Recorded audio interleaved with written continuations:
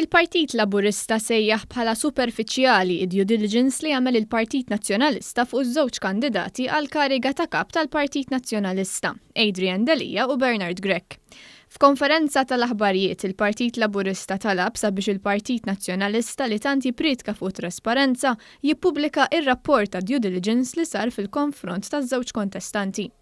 Fil-konferenza tal-aħbarijiet indirizzata mill-web tal-Partit Laburista Glenn Bedingfield u l-avukat Andy Ellul intqal li l-Partit Nazzjonalista huwa partit maqsum u li ż-żewġ kandidati għat-tmexxija għandhom dellijiet. Fil-verità m'hemm l-ebda għażla bejn Adrian Delija u Bernard Grech, saħaq il-Partit Laburista.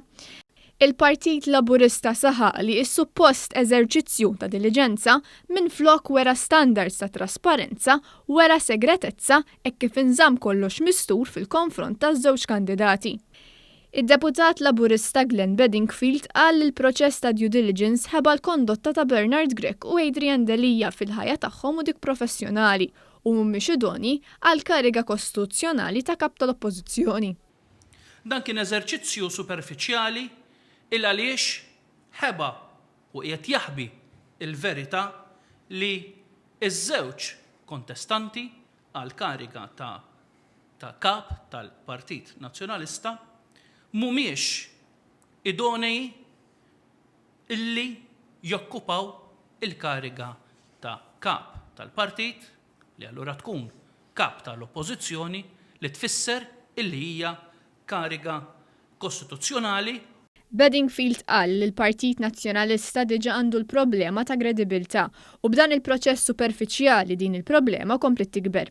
Ġie rimarkat li kieku ma wasalx għal ftehim ta' pagamenti dwar il-konti pendenti tat-taxxa u tal-VAT li akkumula matul is-snin, Bernard Grech seta' jittella l-qorti. Min-naħa tiegħu l-avukat Andy Ellul irrefera għall-aħħar stqarrijiet tal-kandidat Bernard Grech li kellu kontijiet pendenti kemm tat-taxxa ta' dħul li jmorru lura sa 9 snin ilu u anke ħlas tal-VAT sas-sena l-oħra.